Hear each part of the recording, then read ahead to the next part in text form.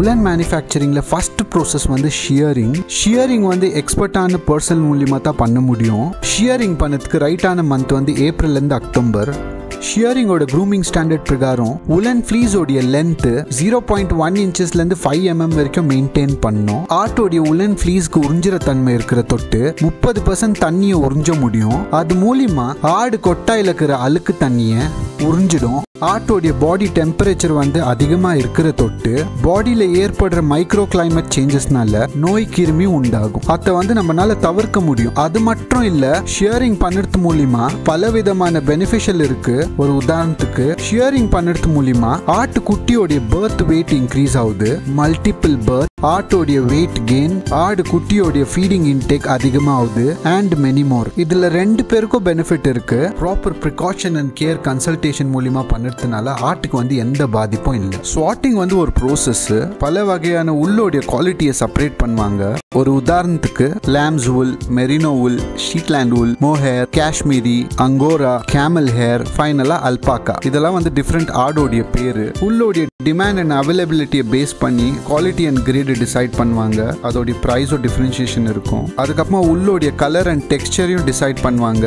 ஆடுங்கெல்லாம் single கலர்ல வராது, variant of பேட்டர்ன்ஸ்ல வரும். இதெல்லாம் செப்பரேட் பண்ணதுக்கு தான் சார்ட்டிங்னு சொல்லுவாங்க. சார்ட்டிங் ப்ரோசஸ் கம்ப்ளீட் ஆயிருந்தோம். ஸ்கேவரிங் ப்ரோசஸ்க்கு ஃபார்வர்ட் பண்ணுவாங்க. நேச்சுரலாகவே உலனுடைய ஃப்ளீஸில் கிரீஸ் ஃபார்ம் ஆகும். கிரீஸ் ஃபார்ம் ஆகிறது மூலிமா டஸ்ட் பார்ட்டிக்கல் ஈஸியாக போய் முடியல ஒட்டிக்கும். அது மூலிமா உலன் ஃப்ளீஸ் டெட்லாக் ஆகிடும். அந்த கிரீஸை ரிமூவ் பண்ணதுக்கு கெமிக்கல் ட்ரீட்மெண்ட் பண்ணுவாங்க.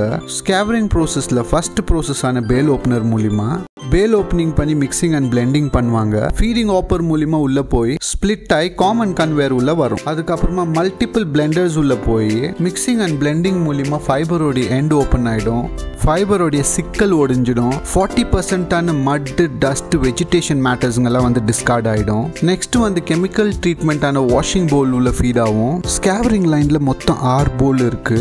ஃபர்ஸ்ட் ஆர்ட் ஸ்கேவரிங் போல்ல 75 டிகிரில ஸ்கேவரிங் ப்ரோசஸ் பண்ணுவாங்க. செகண்ட் போல்ல 65 டிகிரி, தேர்ட் போல்ல வந்து 60 டிகிரி. ஹாட் வாட்டர்ல ஆல்கலைன் டிட்டர்ஜென்ட் யூஸ் பண்ணி ஸ்கேவரிங் ப்ரோசஸ் பண்ணுறது மூலியமா உலன் ஃப்ளீஸ்ல இருக்கிற கிரீசியான சப்ஸ்டன்ஸை ரிமூவ் பண்ணிடும். மிச்சம் இருக்கிற 3 பவுல்ல ஒரு ஹாட் ரின்சிங், ஒரு கோல்ட் ரின்சிங், அதுக்கப்புறமா பாலிஷிங் பண்ணுவாங்க. பாலிஷிங்க்கு அப்புறமா ட்ரையர்ல ஃபீட் பண்ணி மாய்ஸ்சரை ரெடியூஸ் பண்ணுவாங்க. 15 to 20% மாய்ஸ்சர்ல வந்துட்டு உள்ளு வெளியே வரும். அதுக்கப்புறமா குவாலிட்டி இன்ஸ்பெக்ஷன் பண்ணுவாங்க. அதுக்கப்புறமா பேல் கம்ப்ரஸ் அண்ட் பேக்கிங்க்கு ஃபார்வர்ட் பண்ணிடுவாங்க. பேக்கிங் அண்ட் ஸ்ட்ராப்பிங் ஐட்டம் இருக்கு. உலன் பேல ஸ்பின்னிங் மில்க்கு டிரான்ஸ்ஃபர் பண்ணிடுவாங்க. உலனை ட்ரையிங் ப்ரோசஸ் பண்ணிட்டு கூட ஸ்பின்னிங் ப்ரோசஸ் பண்ணலாம். இல்லைனா உலன் ஃபைபரை யானா கன்வெர்ட் பண்ணிட்டு கூட யான் டை பண்ணலாம். நம்மளுடைய ரிக்வயர்மெண்ட்டுக்கு ஏற்ற மாதிரி எந்த ப்ரோசஸ் ஃபர்ஸ்ட் பண்ணணும் நம்ம டிசைட் பண்ணணும். ஃபர்ஸ்ட் ப்ரோசஸ் ஆன ட்ரையிங் மிஷின்ல போட்டு ரிக்வயர்டு மாய்ஸ்சரை ரிமூவ் பண்ணிடுவாங்க. அதுக்கப்புறமா பிளெண்டிங் அண்ட் மிக்சிங்க்கு ஃபார்வர்ட் பண்ணிடுவாங்க. பிளெண்டிங் அண்ட் மிக்சிங் மூலியமா ஒரு யூனிஃபார்ம் குவாலிட்டி அச்சீவ் பண்ண முடியும். அதுக்கப்புறமா யான் ஸ்ட்ரென்த்தை இன்க்ரீஸ் பண்ணும். ப்ரொடக்ஷன் காஸ்ட்டை கண்ட்ரோல் பண்ணலாம். உலனுடைய மாய்ஸ்சர் வந்து ரீகெயின் ஆகும் மிக்சிங் மூலியமா.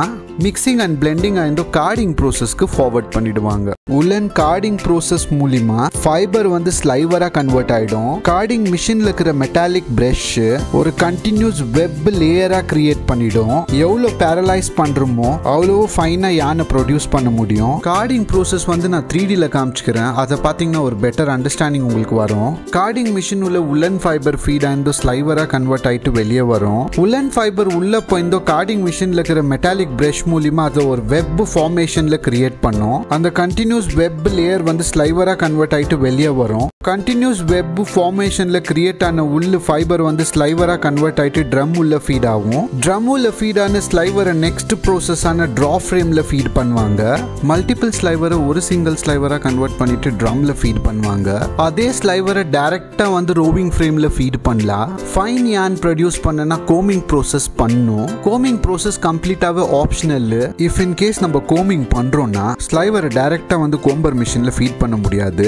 அதை வந்து ஸ்லைவர்லேருந்து லேப் ஃபார்முக்கு கன்வெர்ட் பண்ணுமா இருக்கும். ஸ்லைவரை வந்து லேப்பாக கன்வெர்ட் பண்ணி கோம்பர் மிஷினில் ஃபீட் பண்ணுவாங்க. கோம்பர் மிஷினோடைய அல்டிமேட் பர்பஸ் என்னன்னா ஸ்லைவர் குவாலிட்டியை இம்ப்ரூவ் பண்ணும். ஃபைபரை பேரலைஸ் பண்ணுறது மூலிமா ஸ்ட்ரென்த் இன்க்ரீஸ் ஆகும். ஷார்ட் லென்த் ஃபைபரை எலிமினேட் பண்ணிடும். நாப்ஸ் அண்ட் ரெசிடியூ இம்பியூரிட்டியை வந்து எலிமினேட் பண்ணும். மைன்யூட்டான இம்பியூரிட்டி சப்ஸ்டன்ஸை வந்து ரிமூவ் பண்ணிடும். ஓவராலாக ஃபைன் யான் குவாலிட்டியை அச்சீவ் பண்ணுறதுக்கு உதவும். கோமிங் ப்ரோசஸ் கம்ப்ளீட் ஆயிருந்த லேப் ஃபார்ம்லேருந்து திரும்பி ஸ்லைவர் ஃபார்முக்கே கன்வெர்ட் ஆகிடும். ஏன்னா நெக்ஸ்ட் ப்ரோசஸான ரோவிங் ஃப்ரேமில் வந்து ஸ்லைவரை தான் ஃபீட் பண்ண முடியும். கோம்டு மல்டிபிள் ஸ்லைவரை ரோவிங் ஃப்ரேமில் ஃபீட் பண்ணுவாங்க. ஸ்லைவரை வந்து ரோவிங் ஃப்ரேமில் ஃபீட் பண்ணியிருந்தோம். டிராஃப்டிங் அண்ட் ட்விஸ்டிங் மூலிமா ரோவிங் யானா கன்வெர்ட் ஆகிடும். ரோவிங் யானுக்கு ஸ்ட்ரென்த் இருக்காது. அது மூலிமா நம்ம லைட்டாக ஸ்ட்ரெச் பண்ணாலும் ஈஸியாக பிரேக் ஆகிடும். எவ்வளோ அதிகமாக டிராஃப்ட் பண்ணுறோமோ அவ்வளோ லென்த் எக்ஸ்டெண்ட் ஆகின்னு போவோம். திக்னஸும் ரெடியூஸ் ஆகும். ரிங் ஃப்ரேமில் கூட சேம் ப்ரோசஸான ரோவிங் ஃப்ரேமில் பண்ண ப்ரோசஸை தான் கண்டினியூ பண்ணுவாங்க. ரிங் ஃப்ரேம் மூலிமா நம்மளுக்கு வந்து ஃபைனல் யான் ரெடி ஆயிடுச்சு. ரிங் ஃப்ரேம்லேருந்து ரெடியான யான் வந்து ஸ்மால் பேக்கேஜிங்கில் இருக்கும். அதை லார்ஜ் பேக்கேஜிங் கன்வெர்ட் பண்ணோம். வைண்டிங் மிஷின் மூலிமா ரிங் ஃப்ரேமோடைய ஸ்மால் பாபினை லார்ஜ் சைஸான ஸ்பூலுக்கு கன்வெர்ட் பண்ணிடுவாங்க. வீவிங் மூலிமா ஃபேப்ரிக்கை ப்ரொடியூஸ் பண்ணனா நம்மளுக்கு லார்ஜ் ஸ்கேலில் யான் தேவைப்படும். ஹோப் நான் நம்புகிறேன் இந்த வீடியோ உங்களுக்கு பிடிச்சிருக்குன்ட்டு. என்னோட வீடியோ உங்களுக்கு பிடிச்சிருந்தா ஒரு லைக் போடுங்க. இந்த வீடியோ உங்களுக்கு பிடிக்கலன்னா டிஸ்லைக் பண்ணிட்டு அதை பற்றி கமெண்ட் பண்ணுங்கள். ஃபர்தர் வீடியோவில் என்ன கரெக்ஷன் பண்ணுமோ நான் பண்ணிப்பேன். இதே மாதிரி வீடியோ நீங்கள் ஃபர்தராக பார்க்கணுன்னு விருப்பப்பட்டீங்கன்னா என்னுடைய சேனலை சப்ஸ்கிரைப் பண்ணிக்கோங்க. உங்கள் ஃப்ரெண்ட்ஸ் அண்ட் ஃபேமிலி யாருன்னா வந்து ரீட்டெயிலில் வேலை பண்ணாங்கன்னா இந்த இன்ஃபர்மேட்டிவை ஷேர் பண்ணுங்கள். அவங்களுக்கு ஹெல்ப்ஃபுல்லாக இருக்கும். ஃபைபர்லேருந்து யான் எப்படி உருவாச்சுன்னு ஒரு சீரீஸ் பண்ணிருக்கிறேன். என்னுடைய பிளேலிஸ்ட்டில் ஹவ் யான் இஸ் மேடுன்னு ஒரு ஃபோல்டர் இருக்கும். அந்த ஃபோல்டரில் இந்த சீரீஸ் வீடியோஸை அப்லோட் பண்ணி வச்சிருப்பேன். நேச்சுரல் ஃபைபரான காட்டன், சில்க், லினன், அதுக்கப்புறமா wool. Until then, bye. உங்களுடைய RJ. Stay tuned for next video. Bye bye guys.